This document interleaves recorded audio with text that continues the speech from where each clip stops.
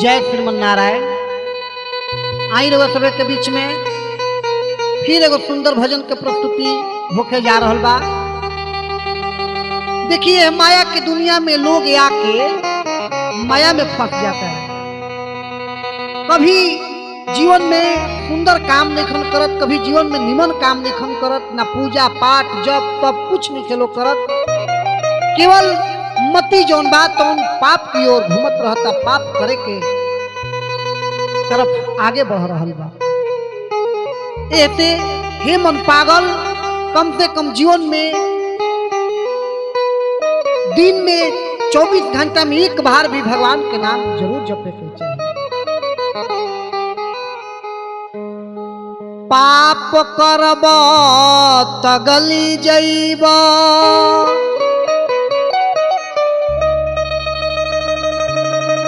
पुण्य करब त फल जइब। श्री राम शरण में जइब ए बाबू, एक दिन तू तरी जइब। करे के बाद तो निमन काम कर, पाप की ओर मत जा। अगर खाली पाप ही करब तो काम गड़बड़ाए, काम गड़बड़ा जाई, काम गड़बड़ा जाई। पाप जब घेरी हरि के भजन में करे काहे देरी, हरि के भजन कर लगा है। काम गड़बड़ा जाई, काम गड़बड़ा जाई। पाप जब घेरी हरि के भजन में कर लगा है देरी, हरि के भजन में कर लगा है देरी।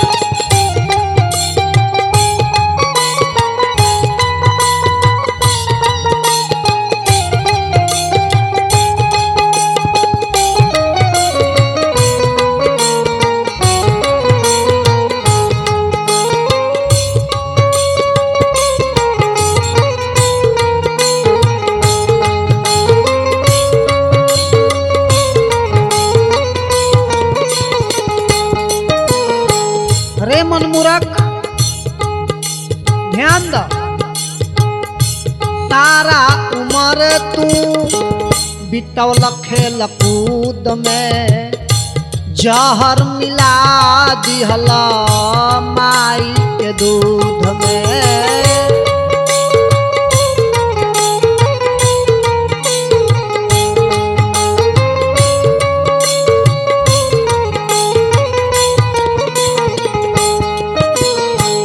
रे मन मूर्ख, सारा उम्र अपन तू खेल कूद में बिता दिहल। रे बुर्बक, जौन माँ के गर्भ से जन्म लेला, ओह माई के दूध के कर्ज भी तू ना चुकवला, ओह माई के दूध भी जहर बना दिया। सारा उम्र तू बितौल खेल कूद में, जहर मिला दिहला माई के दूध में।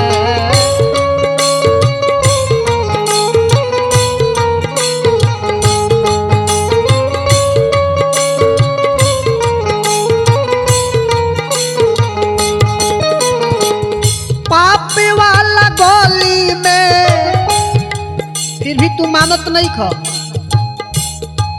निमन जगह पैर बढ़ावे के चाहिए तो तू पाप वाला जगह पर पैर बढ़ावा।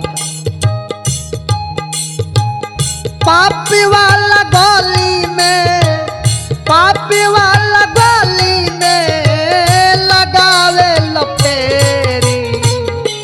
हरि के भजन में कर लगा है देरी, हरि के भजन में कर लगा है देरी।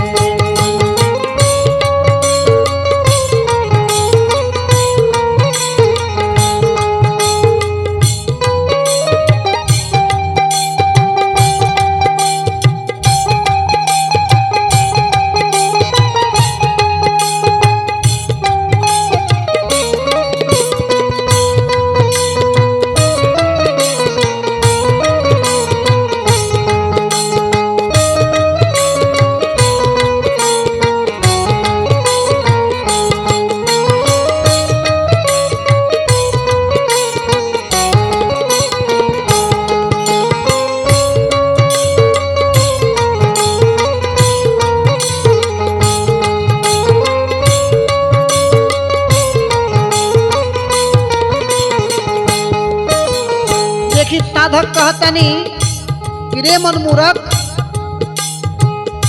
जिंदगी बिता दिहल कैल न भजन, पाछे पछतैब होई जब गजन।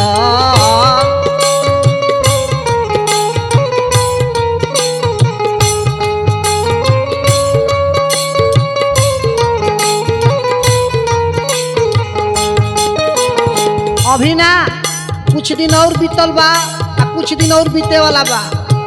जीवन में कैला का सब कर्म कैला बा कि कभी भजन ना कैला। जिंदगी बिता दिहल कैला ना भजन, पाछे पछतैब होई जब गजन।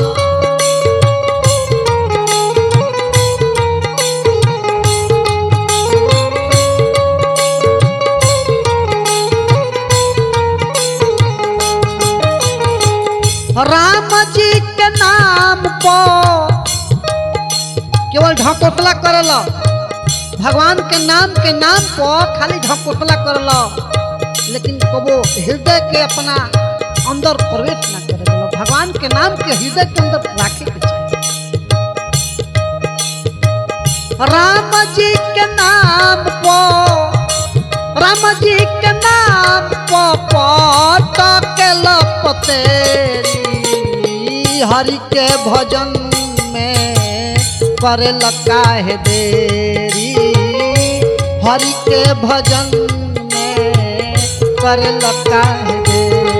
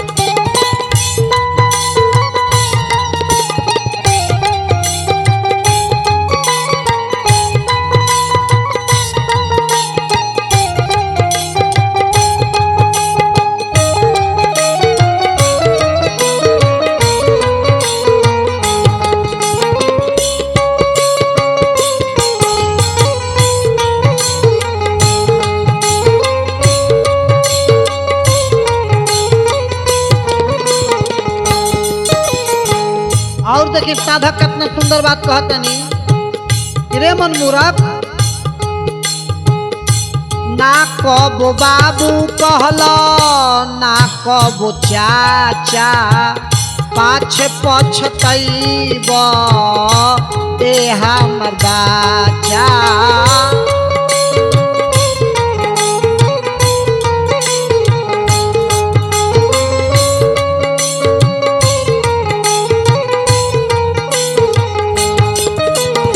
रे मन मूर्ख, कम से कम अपना वाणी के भी तू सही तरीका से ना बोलल, ना केहू के प्यार कैला, ना केहू के आदर कैला, ना केहू के सत्कार कैला, तो तू कैला का?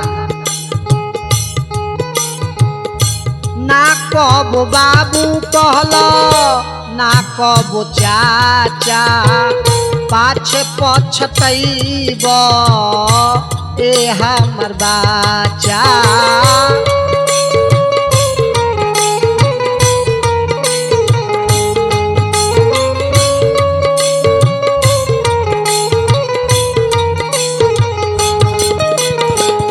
परी जाई पाप पाछा परी जाई पाप पाछा जब तो है घेरी हरि के भजन में पर लगा है देरी हरि के भजन में पर लगा है देरी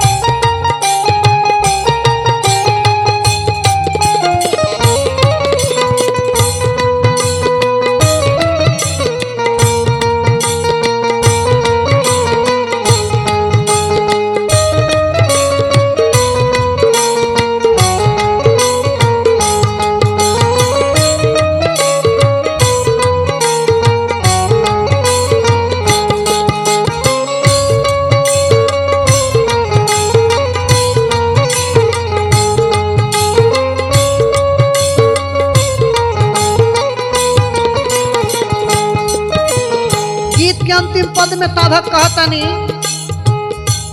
आई बुढ़ापा हाथ लागी कापे मुहावा के दांत टूटी लगब अलापे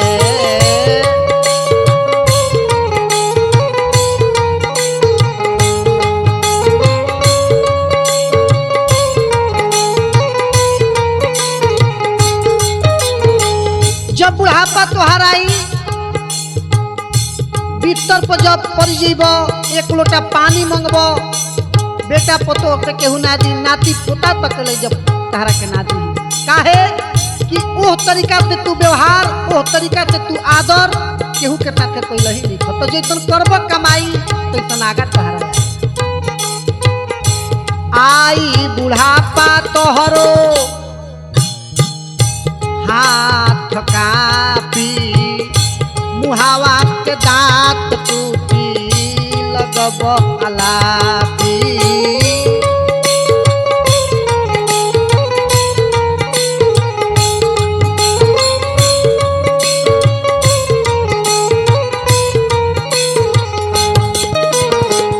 भजिला परे जो तू भजिला परे जो काहे पर लहे रखेरी हरि के भजन में कर लका है देरी हरि के भजन में कर लका है देरी काम गड़बड़ा जाई काम गड़बड़ा जाई पाप जब घेरी हरि के भजन में कर लका है देरी हरि के भजन में कर लका है देरी हरि के भजन में कर लका है देरी हरि के भजन में कर लका है देरी।